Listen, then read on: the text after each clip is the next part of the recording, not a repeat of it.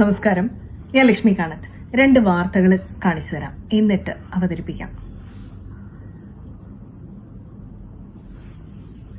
ആദ്യത്തെ വാർത്ത: സർവകലാശാലകളിലും വിദ്യാഭ്യാസ സ്ഥാപനങ്ങളിലും യാതൊരു വിധത്തിലുള്ള കാവ്യവൽക്കരണവും സർക്കാർ അനുവദിക്കില്ല എന്ന് ഉന്നത വിദ്യാഭ്യാസ മന്ത്രി റോജി എം ജോൺ.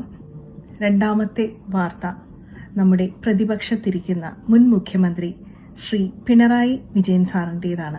UDF സർക്കാർ RSSന് കീഴടങ്ങി. MG യൂണിവേഴ്സിറ്റി VC ആയിട്ട് സംഘപരിവാറുകാരൻ, സെനറ്റിൽ 19 പേർ കറകളഞ്ഞ RSSുകാർ RSS നയം അംഗീകരിച്ച് വന്ദേ മാതരം പൂർണ്ണമായി ചൊല്ലിയെന്ന്. ഈ സർവകലാശാലകളിലും വിദ്യാഭ്യാസ സ്ഥാപനങ്ങളിലും യാതൊരുവിധ കാവ്യവൽക്കരണവും അനുവദിക്കില്ല എന്ന് പറയുമ്പോൾ സർവകലാശാല എന്നുള്ളതും വിദ്യാഭ്യാസം എന്നുള്ളതും എല്ലാം സംസ്കൃത പദങ്ങളാണ്. ദേവിയുടെ ഒരു പര്യായമാണ് കലാവതി കലാലാഭ, ചതുഷ്ഷഷ്ടി കലാമയി, മഹാചതുഷ്ഷഷ്ടി കോടി യോഗിനീഗണ സേവിത.